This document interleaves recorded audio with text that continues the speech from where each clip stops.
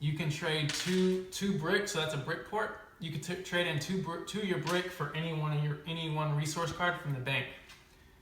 And so that really helps you out when you start needing different resources. And you can also trade with other players, but you can only trade when it's on your turn. So like if I want to trade with Marky later in the game, it has to be my turn, and I have to ask Marky to trade for something. It's kind of like Monopoly where you can trade in that sense. And so generally what you like to do is put your settlement connecting to a high probability number. So like I will put mine right here. So I got a 6, 9, and a 5, all high probabilities and all different resources. So I'm good on that section. So I put it in the middle there because you get to collect these resources. So like when a 6 is rolled, whoever's connecting to this wheat or this sheep, they get to collect. So we will all go in circles and rolling the dice. It's a turn-based game. And so I'll let Mackenzie put her piece next. Oh, you also put a road down after you put a settlement. Just one road.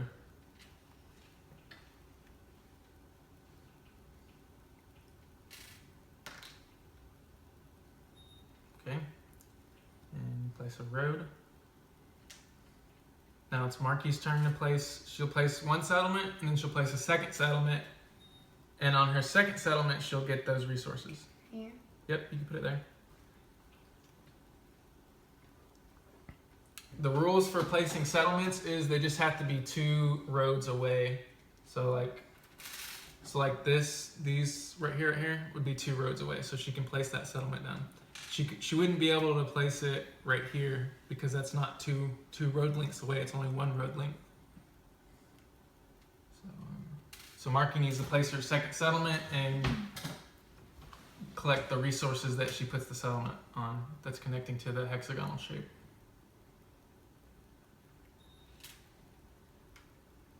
See how?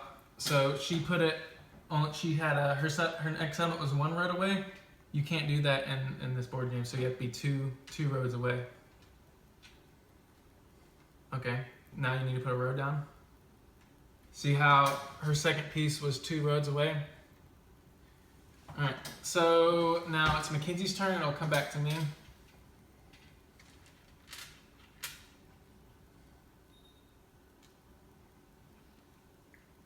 Okay, and now I need to put my settlement down.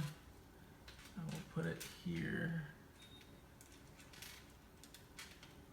And then I will put that there. Okay. So we each have 2 settlements down, and each settlement is considered a victory point. So we all start out with 2 victory points. The goal of the game is to get 10 victory points. If you look on your cheat sheet here, it says what you need to build everything. So to build a settlement, you have to be 2 roads away. So like during the game, and if I want to build another settlement, I have to build another road. So a road costs a brick and wood. So I'd have to do that, and then turn in a settlement, which is a brick, wood, wheat, and sheep. And so then I would turn that back into the banker, and I'd be able to get another settlement. That would be another victory point. So I would have 3 victory points on the board there. That's just a hypothetical, and I'll take that away. I forgot to give the resources to Marky. What was your second settlement? Right here. So she'd get wood, 2 woods, and a coal, because that's what this settlement here is connected to. So I just give her the cards that correlate to that resource. And your second one was right there. Mm-hmm. So she'd get 2 sheep and one wheat. And you keep your cards to yourself. You don't want other people seeing them. And so I would get 2 wheat and 1 brick or 1 wood. Okay, so since I won first, I would begin the game by rolling. So I say I roll an 8. Anyone that has an 8 collects off that resource. So we all collect since we're all bordering an 8. I'd get a wheat. Marky and Mackenzie would get a wood because they're both connected to that. So they would just get one of each, and I would get a wheat. So then after that, after I roll, I look at my cards and see if I want to trade a Marky or Mackenzie, then I can ask them to trade for something. If I don't, then I pass a dice, or in my turn, and give it to Marky. Before Marky's turn, I want to discuss another element to the game. It's development cards. I'm going over these last because it's a little more complicated to explain. It's just a different complexity to the game of Catan. So there are 2-year plenties in the game. First of all, to get a development card, you have to turn in a wheat, sheep, and a coal to the banker. And it says it on your little cheat sheet here, what to build everything. And so if you turn in a wheat, sheep, and coal, you get to collect the development card. Development cards help you out by collecting resources or getting victory points. There are 5 hidden victory points in here. And so when you collect a card, you keep your development cards face down. So someone might not know that you have a victory point. So when I have 3 settlements, I have 3 points, but I also have 2 development cards, I may have a victory point down here and it may give me an extra point. And you only need 10 victory points from the game. So let me go over all the individual development cards again. You got Year Plenty. It'll say on the top, it just says take any 2 resources from the bank and add them to your hand. They could be 2 of the same resources or 2 different resources. So you pretty much just take 2 resources from the bank, and once you play a card though, you have to leave it face up next to you so everyone knows that you've played it. Okay, so the next development card is the victory point. It'll say it right here, 1 victory point. So you keep it face down and you don't turn it over till the end of the game when you declare that you have 10 points, and you turn it over and say that's part of my 10 points. And so there are 5 of those in here. And the next 2 there's 13 of these night cards. So this is where this piece comes into play. So the only way this guy gets played is if somebody rolls a 7 or plays a night development card. If somebody rolls a 7, then like if I roll a 7, say I put it on this 8, every time an 8 gets rolled now, I only collect because that blocks that resource. And it stays on there till somebody else rolls a 7 or they play a night card. The night card is, they move this, when they play it, they move this guy. So like if Marky plays this night card, she can move this on me. And now she would have to steal 1 resource, but I would just fan my cards out like that, and she gets to pick. She doesn't get to pick, she doesn't know which one she's getting, but she does get to steal 1. And after you play the night card, you set it by yourself. So if Marky played it, she set it by herself. Once you play 3 night cards, say I've played 3 night cards, you get to have the longest army achievement. It's just 2 added victory points. And whoever has the longest army, largest army, gets that card. So if Marky does 4 more night cards while I still have 3, she steals this from me and gets the 2 points. Now I no longer have that 2-point bonus. Marky has that 2-point bonus. And a tie does not count as stealing the largest army. So like if I had another one, I don't get that largest army. I'd have to have 5 to beat her 4 largest army cards. And the only other bonus points in the game is the largest road. You have to have 5 segments to be counted for that. So like 5 road segments like that. They're all connecting. They all have to connect, and they have to be at least 5. So I have 1, 2, 3, 4, 5. So I would get that. The only way to steal this card away from me is to get 6 of them. You can't tie. So like if Mackenzie builds 6 segments, she would get still the 2-point bonus from me. I have orange. So those are the only 2 achievement bonus type cards, and the only other ones are the victory points inside the development cards. So that is the night card. And then there's 13 night cards in the deck. I'm just going through them all to get to the other cards.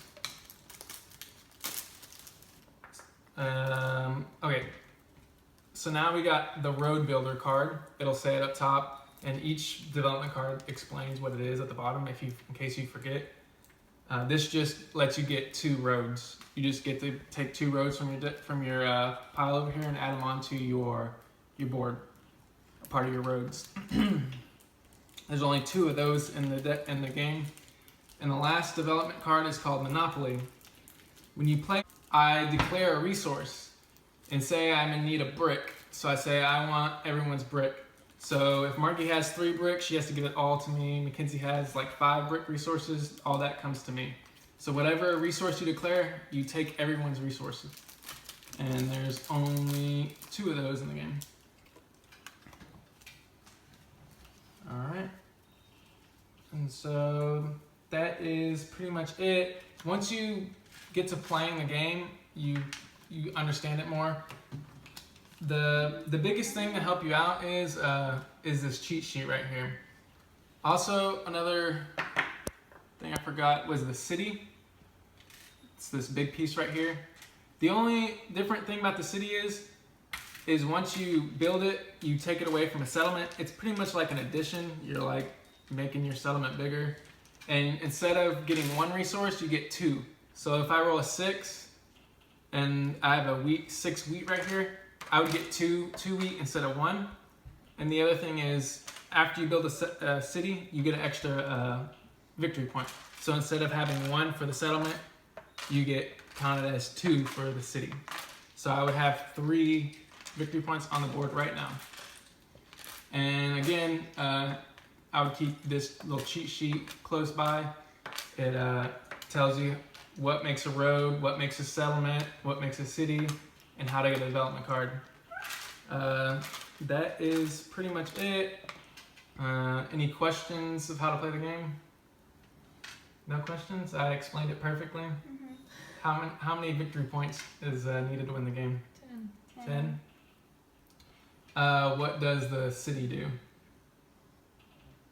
You collect the You just collect double resource and you get extra Not victory 1, point. but 2. Yes, and you get an extra victory point as well. What are the two achievement bonus points? the longest road and the largest army. How many victory points are they a piece? 2. 2. What is how many roads do you have to have before you get the longest road? 5. 10, Marky? I don't know. No, it's 5. You have to have at least 5 to be declared as the longest road. How many would you have to take it away from her? 6. Just 1 more than she has. If you have 5, you can't tie. You have to have at least 1 more than she has. Marky, how many night cards must be played before the largest army? Before you get this largest army, how many night cards do you have to play? 5. Do you know, Mackenzie? 4. It's 3. It says it on the card itself. So if you get confused, it'll say 3 night cards. And so how many cards do I have to take it away from you after you get the night card? So you have 3 night cards. How many do I have to steal it from you? 2, 3, Just 4. 1 more. No. You have 3 night cards. 4. 4. So if I get 4, I take it away from her and I get the 2 extra bonus points. So you accumulate victory points as the game goes along, and when you get to 10 victory points, you have on your turn you have to say I have 10 victory points and you win the game. So like if I have 9 victory points, but it becomes Marky's turn and she has the 10 victory points and she declares it before me, she wins the game. Even though I had 10 victory points, I didn't declare that I had 10 victory points. And you have to, and if you have the victory point development cards, you have to flip them over and count it as your victory points. And that is pretty much it. Settlers of Catan. Again, this game will take about an hour. The maximum number of people that are allowed to play with this setup is 4. If you buy an expansion pack to it, it'll allow you to play with more players. And that's about it. Thank you for watching Settlers of Catan. Brandon Spencer out.